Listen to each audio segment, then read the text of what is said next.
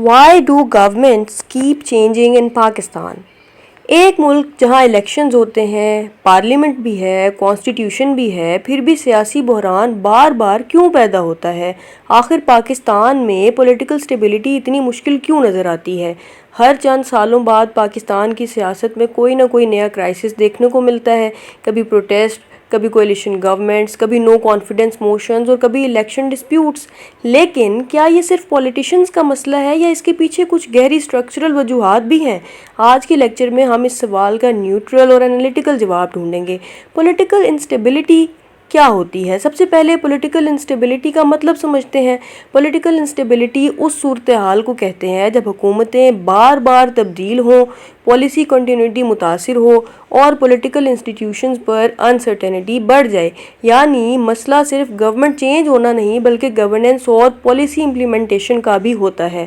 Historical back ground: Pakistan نے 1947 کے بعد مختلف سیاسی مراحل دیکھے، کبھی ڈیموکریٹک گورنمنٹس، کبھی ملٹری گورنمنٹس اور کبھی کیئر ٹیکر سیٹ اپس۔ ہر دور نے ملک کے سیاسی نظام پر اپنے اثرات چھوڑے، اسی وجہ سے پاکستان کی ڈیموکریٹک انسٹیٹیوشنز کو وقت کے ساتھ ایوالو ہونا پڑا۔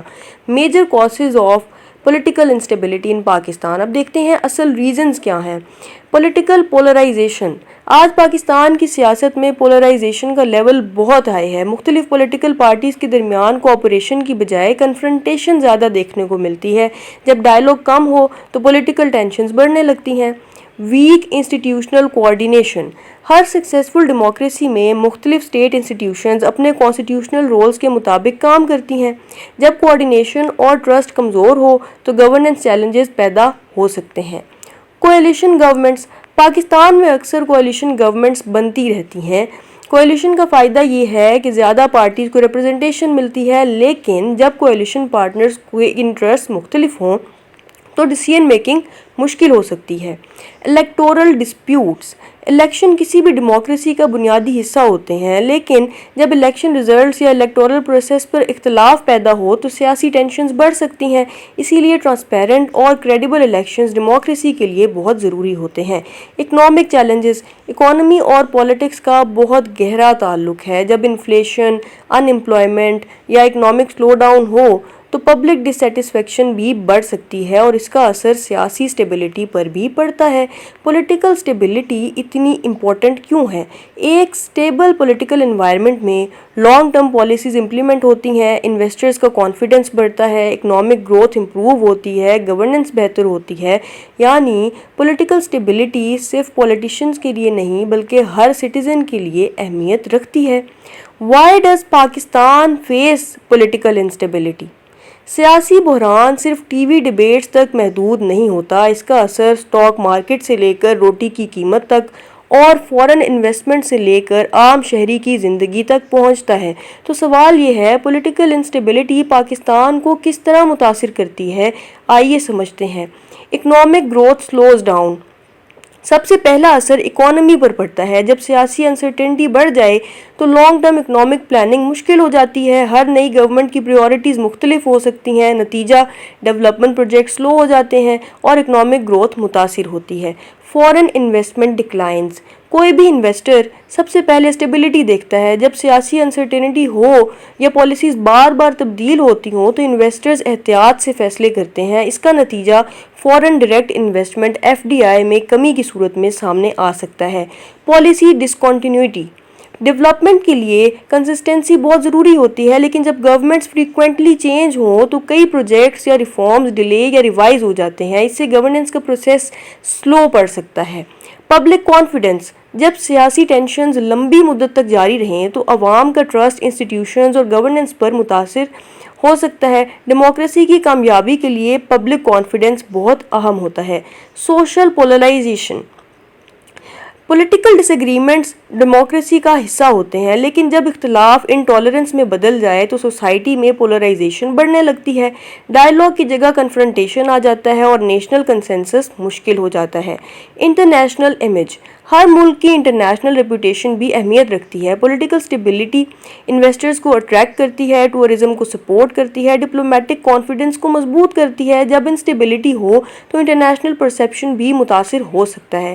Political stability and democracy. ایک ہیلدی ڈیموکریسی صرف الیکشنز کا نام نہیں بلکہ rule of law, independent institutions, peaceful transfer of power, respect for constitution اور پولیٹیکل ڈائیلاگ، ان تمام پرنسپلز پر مبنی ہوتی ہے. یہی ڈیموکریٹک اسٹیبلٹی کی بنیاد ہے. CSS انالیسس میں ہم میجر امپیکٹس دیکھتے ہیں: slow economic growth, reduced foreign investment, delayed development projects, inflation and economic uncertainty, weak policy continuity, international image. How can Pakistan achieve political stability? Reforms and recommendations.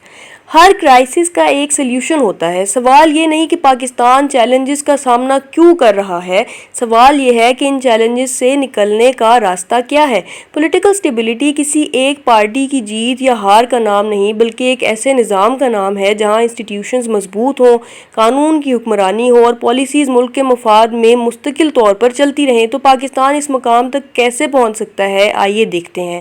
Strong democratic institutions. سب سے پہلا قدم institutions کو مضبوط بنانا ہے. ایک successful democracy میں parliament, judiciary, election commission اور تمام کانسٹیٹیوشنل انسٹیٹیوشنز اپنے اپنے دائرے میں کام کرتی ہیں.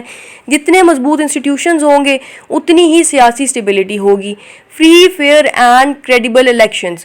ڈیموکریسی کا بنیادی ستون الیکشنز ہوتے ہیں. جب الیکشنز ٹرانسپیرنٹ اور کریڈیبل ہوں تو پبلک ٹرسٹ مضبوط ہوتا ہے اور الیکشن کے بعد پولیٹیکل ٹینشنز بھی کم ہوتے ہیں. اسی لیے الیکٹورل ریفارمز ہر ڈیموکریسی کے لیے اہم ہوتے ہیں. Political dialogue. اختلاف رائے ڈیموکریسی کا حصہ ہے لیکن ڈائیلاگ کا ختم ہو جانا ڈیموکریسی کے لیے نقصان دہ ہوتا ہے. مختلف پولیٹیکل پارٹیز کو نیشنل ایشوز پر بیٹھ کر بات کرنی چاہیے. کنسنسس کنفرنٹیشن سے زیادہ مستحکم نظام پیدا کرتا ہے. Policy continuity. پاکستان کو ایسی لانگ ٹرم پالیسیز کی ضرورت ہے جو گورنمنٹس کے تبدیل ہونے کے باوجود جاری رہیں. Education, health, energy, foreign policy اور اکنامک ریفارمز، ان سب میں کنٹینیوٹی بہت ضروری ہے. Economic stability. مضبوط اکانومی پولیٹیکل اسٹیبلٹی کو سپورٹ کرتی ہے. جب انفلیشن کنٹرول میں ہو، امپلائمنٹ بڑھے، انویسٹمنٹ آئے، ڈیولپمنٹ پروجیکٹس چلیں تو سیاسی پریشر بھی کم ہوتا ہے. یعنی اکنامک اور پولیٹیکل اسٹیبلٹی ایک دوسرے سے جڑی ہیں. Rule of law. ہر ڈیموکریٹک سوسائٹی کی بنیاد رول آف لا ہوتی ہے. قانون سب کے لیے برابر ہو. اگر کانسٹیٹیوشنل پروسیس کو ہمیشہ ترجیح دی جائے، اسی سے انسٹیٹیوشنز پر پبلک کانفیڈنس بڑھتا ہے. اب CSS انالیسس دیکھتے ہیں. Policy recommendations for Pakistan. Strengthen democratic institutions, ensure free and fair elections, promote political dialogue, maintain policy continuity, improve economic governance, strengthen rule of law, and encourage public participation. Expected CSS questions. Number 1. Discuss the major causes of political instability in Pakistan.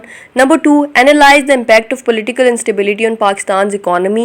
Number 3. Suggest practical measures to strengthen democracy and political stability in Pakistan. Number 4. Why is political stability essential for sustainable development? Number 5. Critically examine the relationship between political stability and economic growth in Pakistan. Political stability کسی ایک حکومت کا نہیں بلکہ پورے ملک کا asset ہوتی ہے.